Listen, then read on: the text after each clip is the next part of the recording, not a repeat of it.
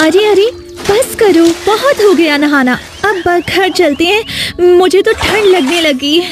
उसका इतना कहना था कि समायरा और नूर ने हाथों से ही उसके ऊपर पानी डालना शुरू कर दिया।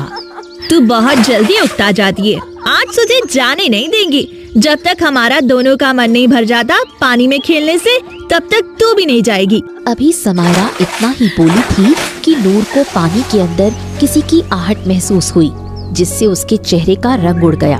वो थोड़ा पीछे हटी। उसने एक बार समायरा को देखा जो फलक के ऊपर पानी डाल रही थी। नूर की बेचैनी उसको दिखाई नहीं दे रही थी। देखते ही देखते नूर को किसी विचित्र शक्ति ने पानी के अंदर खींच लिया। पानी में तेज शोर हुआ तो फलक और समायरा ने पीछे मुड़ के देखा। अब सिर्फ नूर के बाल ही उनको नजर आ रहे थे, जो पल भर में ओझल हो गए। अरे ये नूर कहाँ गई? नूर कहाँ गई? हाँ नूर कहाँ हो? कहाँ हो तुम? अरे मजाक मत करो, ऊपर आओ। देखो मैं जानती हूँ तुम हमारे साथ मजाक कर रही हो, अब और न सताओ और बाहर आ जाओ, जान हलक में अटक गई है। समायरा के बोलने का कोई फायदा नहीं था, क्योंकि नूर अब गायब हो चुकी थी। फलक और समायरा ऐसे खड़ी थी जैसे उनका सब कुछ खो गया हो। समायरा हिम्मत से काम लो, इस पानी में कब तक खड़ी रहेंगी?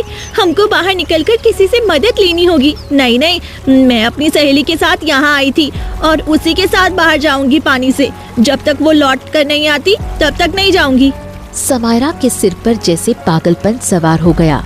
फलक हिम्मत करके उसको पानी से बाहर लाई। मेरी बात ध्यान से सुनो, वो तालाब के अंदर गायब हो गई है। उसके बाल देखे थे मैंने अंत में, ऐसा लग रहा था जैसे वो हमसे कुछ कहने की कोशिश कर रही हो। अब हमारे पास एक ही रास्ता है, हमें उसकी मदद लेनी होगी। उसकी बात सुनकर समायरा जैसे गहरी सोच से बाहर आई हो और उसको कोई तो अपनी सहेली तक पहुंचने का सुराग मिला हो। किसकी मदद? किसकी मदद की बात कर रही हो तुम? वो ही अघोरी। अघोरी?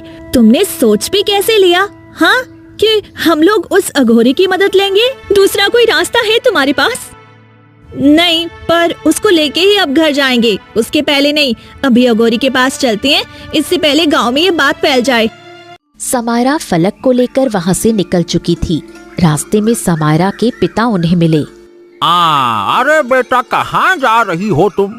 अरे कब से तुमको ढूंढ रहे हैं। बेटा जी, खबर भी है आपको? क्या बोल के निकली थी आप घर से? याद है या फिर आपको याद दिलाएं हम? पिताजी याद है, बोल के निकली थी कि कल मेरा विवाह है, आज सहेलियों के साथ आखिरी शाम थी। हाँ तो बेटा जी अब बिता ली ना आखिरी शाम। चलिए अब घर चलें। तू चाचा के साथ जा, ब्याह की तैयारी कर, नूर को मैं ढूंढ के लाती हूँ। तुम्हें अकेले नहीं जाने दे सकती, मैं भी चलूंगी। पर कैसे? कल ब्याह है तुम्हारा, घर वालों को, बाकी के लोगों को क्या जवाब दोगी? वो देख लेंगे। हाँ ये क्या बातें हो रही भाई खुसुर फुसुर। हाँ चलो घर चलो। और बेटी फलक तुम भी अपने घर जाओ, तुम्हारे पिता परेशान हो रहे होंगे। बलवंत समायरा को घर ले आता है और समायरा कुछ नहीं कर पाती।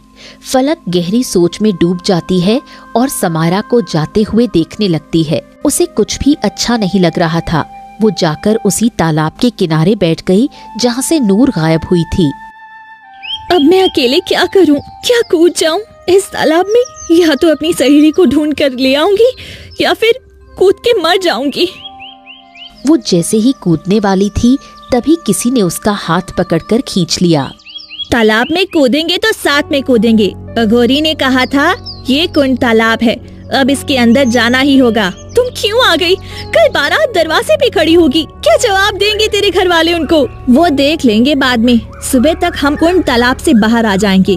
अब आंखें बंद कर और लगा दे जान की बाजी। दोनों सहेलियां हाथ पकड़ती हैं और तालाब में कूद जाती हैं। नीचे जाते जाते उनकी सांसें अटक जाती हैं। उस अघोरी ने झूठ कहा था, ये कुंड तालाब है। कोई कुंड तालाब नहीं है ये, यहाँ सिर्फ पानी है। अब हम मरने वाले हैं, ईश्वर को याद करते हैं। मरना ही तो था, विवाह कर लेती। तेरी आखिरी ख्वाहिश तो पूरी हो जाती ना विवाह करने की। पानी से लड़ते लड़ते वो पानी के बिल्कुल नीचे चली जाती है और उनका शरीर नीचे बैठ जाता है। तभी एक तेज रोशनी चमकती है। रोशनी के अंदर एक बड़ा सा साफ सुथरा किले जैसा घर था। ये क्या, पानी के अंदर दूसरी दुनिया? ये कैसे हो सकता है? क्या सच में ये कुंड लोग हैं? इसका मतलब हमारी नूर जिंदा है और इसी घर में है। चलो जल्दी चलो, अंदर जाके देखते हैं। दोनों तेजी से उस किले के अंदर चली गईं। वहां जाकर देखा एक आदमी जिसने काला नकाब लगाया हुआ था सामने आया। ओह, तो तुम लोग नूर को ढूंढने आई हो ना धरती लोक से? हाँ, आपको कैसे पता? और आप कौन है? क्या आपको पता है हमारी सहेली कहाँ है? वो इसी दुनिया में रुकी हुई है ना? मेरे साथ आओ।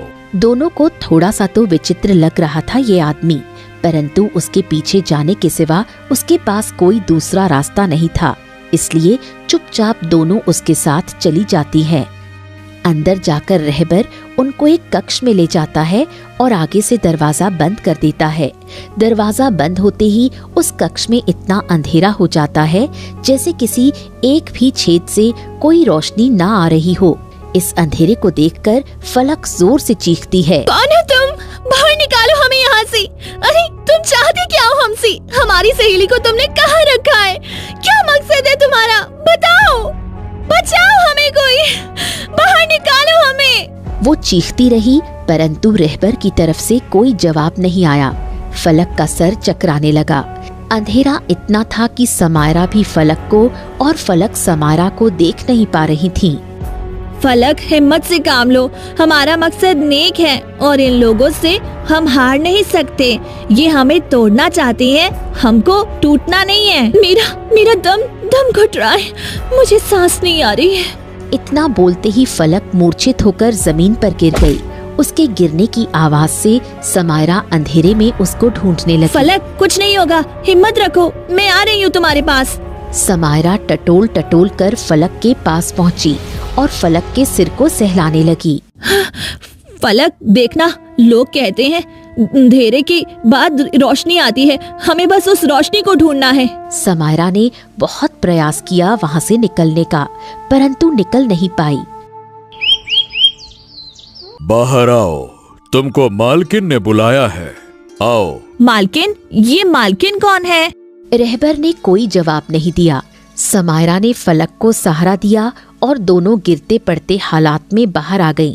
बाहर की रोशनी कम ही थी, फिर भी कम रोशनी देखकर ही उनकी आंखें चौंधिया गईं और जब पूरी आंखें खोलीं तो दोनों को अपनी आंखों पर यकीन नहीं हुआ।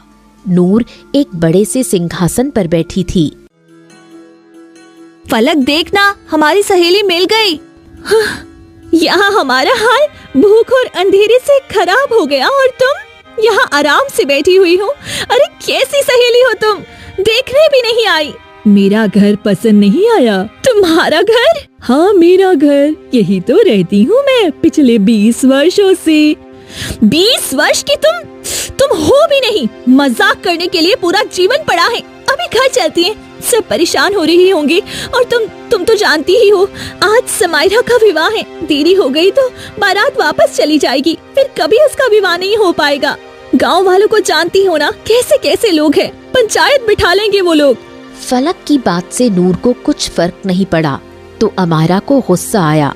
वो फलक को वहीं छोड़ नूर के पास आकर खड़ी हो गई और उसको खींचते हुए बोली, नूर, बहुत हो गया मजाक, चल गांव चलते हैं। मुझे डर लग रहा है, क्या जवाब दूंगी बाकी के लोगों को। समायरा ने जैसे ही नूर का हाथ पकड़ा, नूर ने उसको जोर से धक्का दिया जिससे अमायरा दूर जा गिरी।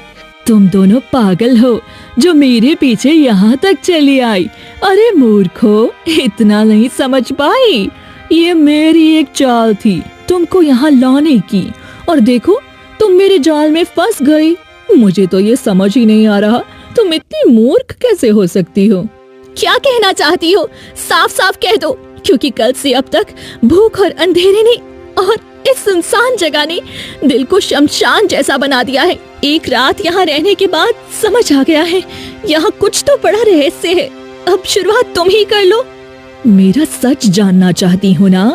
तो सुनो, मैं तुम्हारी सहेली नहीं थी और तुम यहाँ तक आ सको इसीलिए तुमको सहेली बनाया, ताकि समय आने पे तुमको यहाँ कैद कर सकूं।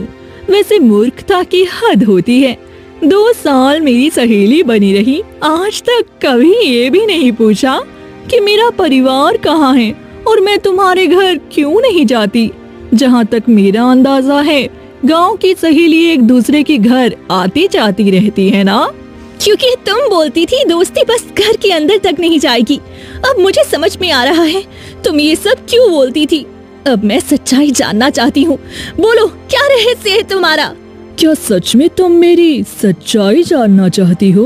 हाँ, ये बात 20 वर्ष पहले की है।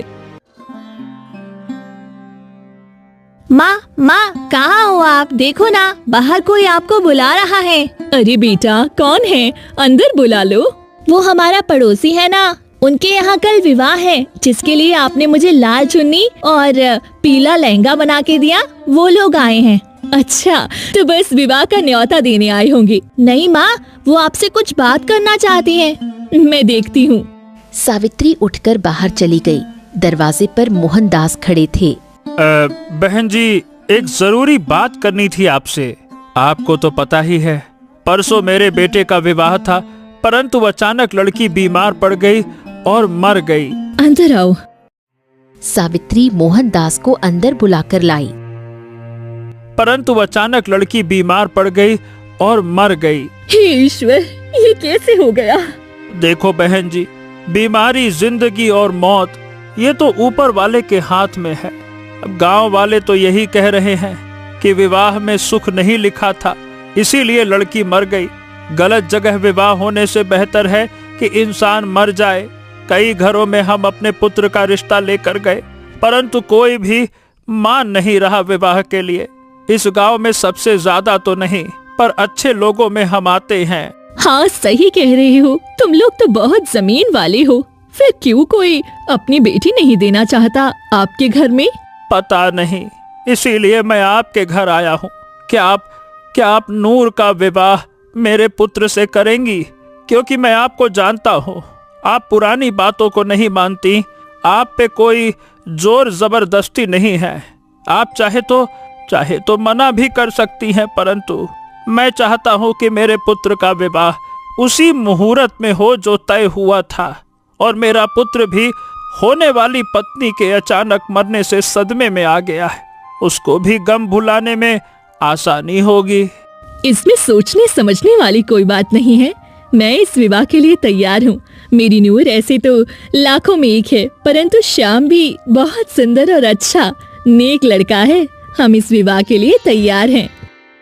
और इस तरह नूर और श्याम का विवाह हुआ। 4 साल बीत गए।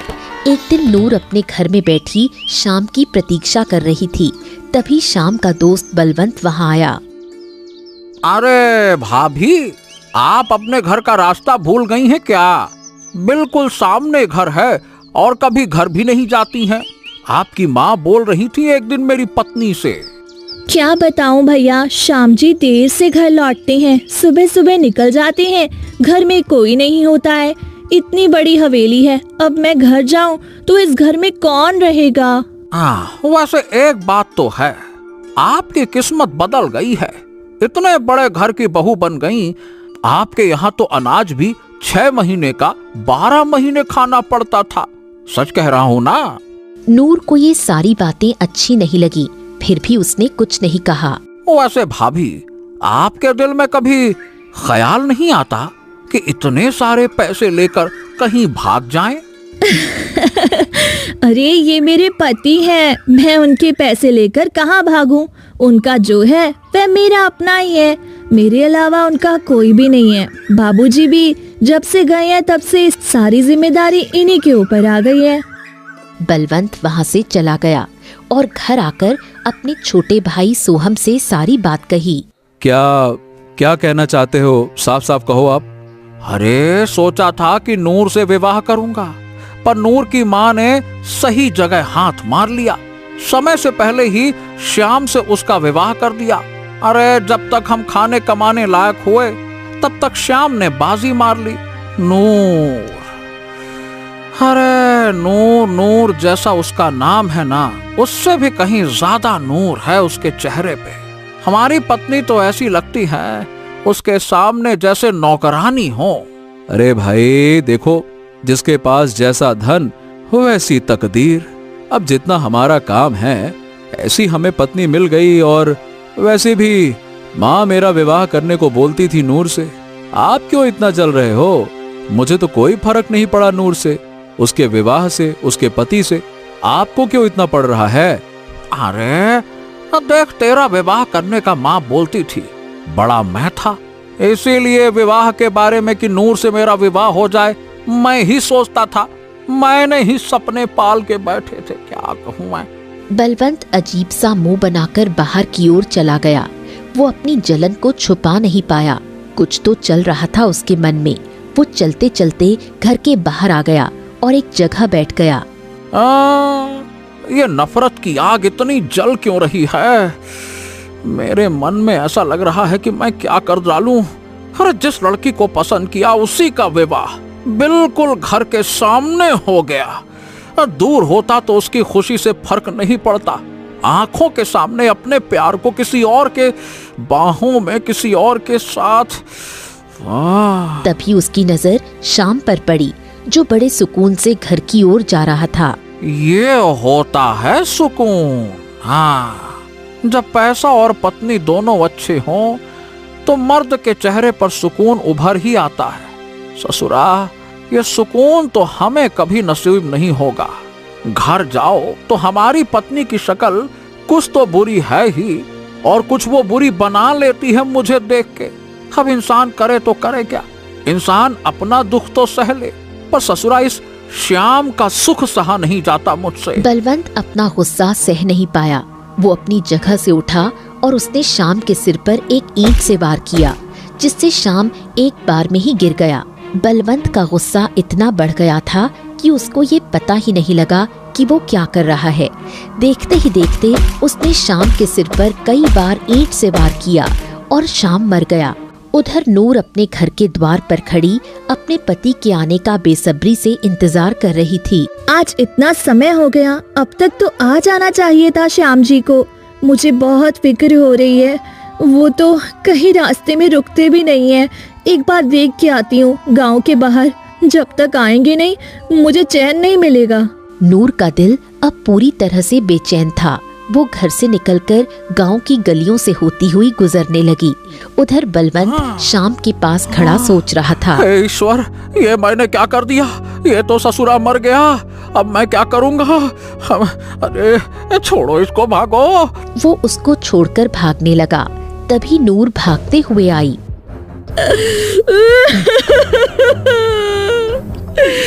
बलवंत, तुमने मेरे पति को मार डाला।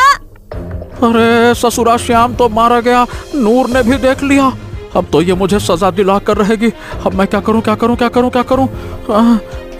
ऐसा नहीं हो सकता। आप मुझे छोड़ के नहीं जा सकते। मैं आपको खो नहीं सकती। आपके सिवा मेरा दुनिया में कोई भी नहीं है। मेरा सुहाग गुजर नहीं सकता। उठिए, उठिए। उठिए। हाँ, अभी ये जब तक अपने विलाप में है तब तक तो ठीक है। जब ये होश में आएगी तो मुझे सजा जरूर दिलाएगी। इसका कुछ ना कुछ तो करना पड़ेगा, करना पड़ेगा। क्या करूं, क्या करूं, क्या करूं? वो भागकर सोहम के घर आया। हाँ, सोहम! अरे सोहम, दरवाजा खोल! अरे सोहम, दरवाजा खोल! अरे कौन है इतनी रात को? अरे दरवाजा खोल जल्दी से, आवाज मत कर, जल्दी आ। क्या हुआ भैया? आप इतने घबराए हुए क्यों हो? मैंने श्याम का खून कर दिया। क्या? क्यों? ये आपने क्यों किया भाई?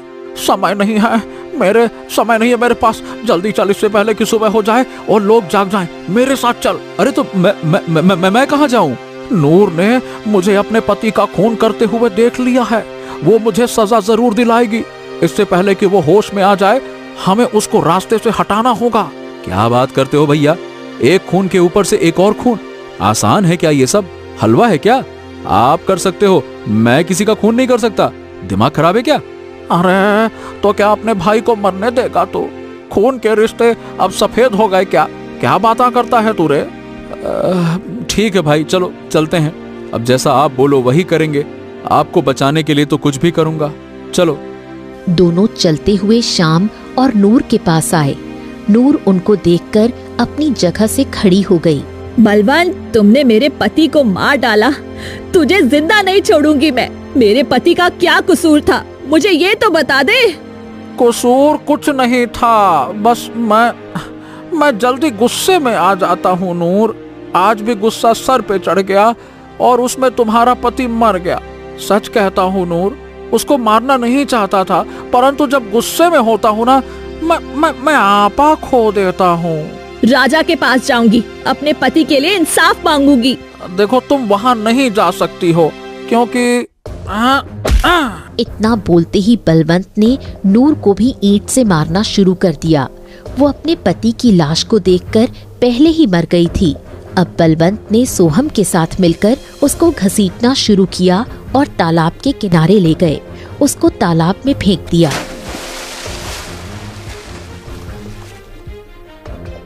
भाई ये मर तो गई होगी ना, पक्का है? अरे इतनी ईंट में तो उसके पति ने दम तोड़ दिया, फिर ये किस खेत की मूली है? ये तो एक लड़की थी। अब एक काम कर, उसके पति की लाश को भी इसी तालाब में डाल देते हैं। उसकी आंखें बंद हो गईं। वो गिरती जा रही थी। गिरते गिरते वो कुंड लोक के किले के द्वार के पास आकर गिरी। उसके गिरते ही एक बूढ़ी औरत दौड़ कर आई। उस बूढ़ी ने देखा नूर के शरीर में कुछ ही सांस बाकी थी। उसका शरीर पूरी तरह टूट चुका था। कुछ जीने की आस भी खत्म हो गई थी और कुछ वो जीना भी नहीं चाहती थी। मुझे इसको बचाना होगा। बुढ़िया नूर को किले के अंदर ले गई और उसके जख्मों पर लेप लगाया, परंतु नूर की हालत बहुत नाजुक थी। अब मुझे अपनी शक्ति का प्रयोग करना होगा। कोई इंसान अधूरी आरज़ू लेके मर जाए तो उसकी आत्मा सुकून नहीं पाती, और ये इस दुनिया में आई है तो जरूर किसी मकसद से आई है। इस तालाब में ना जाने कितने लोग गिरते हैं, यहाँ तक आज तक कोई नहीं आया। बुढ़िया ने आंखें बंद की और कुछ पढ़ने लगी। उसके पढ़ते ही कुछ अक्षर हवा में घूमने लगे और वो अक्षर नूर के जिस्म में समा गए। जो नूर आंख नहीं खोल पा रही थी, उसके जख्म पल भर में गायब हो गए और वो उठकर बैठ गई। कहाँ हूँ मैं? आप कौन है? क्या मैं मर गई या जिंदा हूँ? तेरी मिली हुई जिंदगी के कुछ पल बचे हैं। मैंने तुझे जादुई शक्ति से जोड़ दिया है। अब तू जिंदा रहेगी। जब तक तू चाहे तब तक तेरी जिंदगी चलेगी। तेरी जिंदगी के दिन आज से रुक गए। ना तुझे गर्मी लगेगी, ना तुझे सर्दी लगेगी, और ना ही तेरी जिंदगी बढ़ेगी। जब तक मैं चाहूँ, मतलब तेरी उम्र आज यही रुक गई। तू 20 वर्ष की है ना, हमेशा 20 वर्ष की ही रहेगी। और आज से तुझे तेरी अच्छाइयाँ छोड़ के तुझे मेरी इस काली दुनिया में रहना होगा। यहाँ दुनिया जैसा तो नहीं है, रोशनी, सुंदरता और स्नेह, नफरत, परंतु शक्ति है जिससे जो चाहे तो छीन सकती है। अब मुझे रोशनी में रहकर भी क्या करना है? मेरी जिंदगी की रोशनी मेरे पति के साथ खत्म हो गई। अब से मेरा एक ही मकसद है, उस बलवंत का अंत। और उसके बाद मैं इस अंधेरी जगह की मालकिन बन गई और धरती पे आ गई।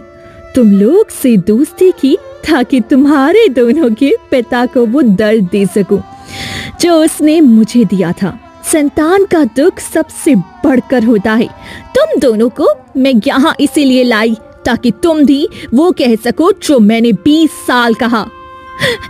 पिताजी ने ये सब किया तुम्हारे साथ, तो 20 वर्ष तुम इस अंधेरे में रह रही हो। हमारी एक रात में इतनी खराब हालत हो गई तो तुम्हारा क्या ही हाल हुआ होगा। मुझे ये कहते हुए शर्म आ रही है। सोहम, मेरे पिताजी, अब हम इससे आगे क्या कहें?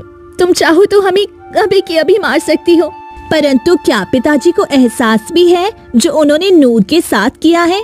मुझे नहीं लगता उन्हें एहसास भी होगा। वहीं बलवंत तालाब के किनारे खड़ा हुआ था। अघोरी उनके साथ था। तुम दोनों की बेटी आई थी मेरे पास।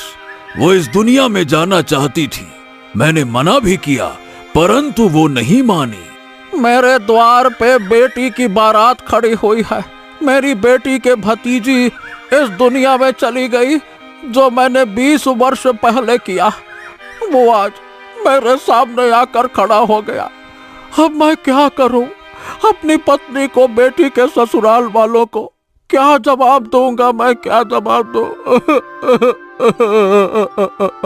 भैया अब गलती की है तो सुधारना तो पड़ेगा।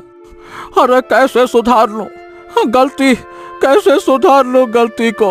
नूर तो मर गई है, वो जिंदा होती तो उससे माफी मांग लेता। नूर जिंदा है और वही तुम्हारी बेटियों को अपनी दुनिया में ले गई है। अब वो तुम्हारा बदला तुम्हारी बेटी से लेगी। हाँ हाँ, वो जिंदा है, पर कैसे, कैसे जिंदा है? अघोरी ने सारी बात बलवंत को बता दी। हाँ, अब मुझे अपनी बेटी को बचाना है तो मुझे उस कुंड लोक में जाना होगा। अपनी बेटी को नहीं खो सकता। नूर से माफी मांग लूंगा, वो बहुत अच्छी है, उसका दिल बड़ा है, वो मुझे माफ कर देगी। मैं भी आपके साथ चलता हूँ, मेरी भी बेटी वहीं पे है।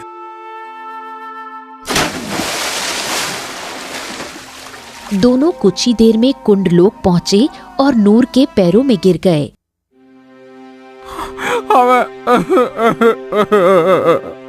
हमें माफ कर दो, हमें माफ कर दो। हमसे गलती हो गई थी, जो हमने किया वो जानबूझ के नहीं किया।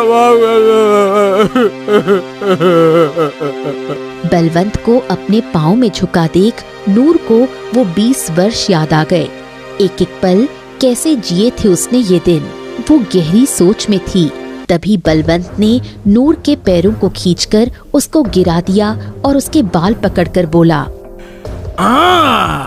अरे तुझे क्या लगा कि तू उस दिन जिंदा बच जाएगी और मेरी बेटियों को यहाँ ले आएगी और मैं तेरे पाँव में बैठ के भीख मांगूंगा? नहीं, मुझे पता था कि तू कितना घटिया इंसान है। जो तूने किया उसका तुझे अफसोस नहीं, खुशी होगी। आज तो तेरा अंत होगा। बलवंत ने उसका मुंह भींचने की कोशिश की। तभी समायरा ने रहबर से तलवार ली और उसी तलवार से अपने बाप का गला काट दिया और खुद भी घुटनों के बल बैठ गई। मैंने एक बेटी का फर्ज तो नहीं निभाया, परंतु एक इंसान का होने का फर्ज निभा लिया है। नूर, तुम्हारे साथ जो हुआ वो मैं लौटा नहीं सकती, परंतु आज से सारी जिंदगी इसी अंधेरे में रहूंगी और खुद को सजा दूंगी, ये सोच के कि जैसा कोई करता है उसका बदला इसी जन्म में उसकी संतान चुकाती है। 20 वर्ष में मैं भी बुरी तरह टूट चुकी हूँ, हर गम को सहते हुए। इन कुछ दिनों में तुमने मुझे सहेली का प्यार दिया, वो प्यार अपने साथ ले जाना चाहती हूँ और इससे मुक्ति पाना चाहती हूँ। अब अपने पति से मिलना चाहती हूँ। नूर ने वही मंत्र पढ़े जो बुढ़िया ने पढ़े थे और धीरे धीरे उसके अंदर से वो अक्षर निकल गए और नूर ने दम तोड़ दिया। उसकी दुनिया खत्म हो गई। सोहम, फलक और समायरा तालाब के बाहर धरती पर आ गए। अचानक हम यहाँ कैसे आ गए? वो दुनिया उस बुढ़िया ने नूर को दे दी थी। अब नूर ने खुद के लिए मौत को चुना, जिससे वो दुनिया खत्म हो गई और हम बाहर आ गए। बेटियों, मुझे माफ कर दो। मैं सही बताऊं, मैं भैया की बात में आ गया था। फलक और समायरा जैसे सोहम की बात सुन ही नहीं रही थी। उनकी आंखें उसी तालाब में नूर को ढूंढ रही थी, जैसे उनकी पूरी दुनिया उसी तालाब में खत्म हो गई हो। उनकी आंखों से आंसू बह रहे थे।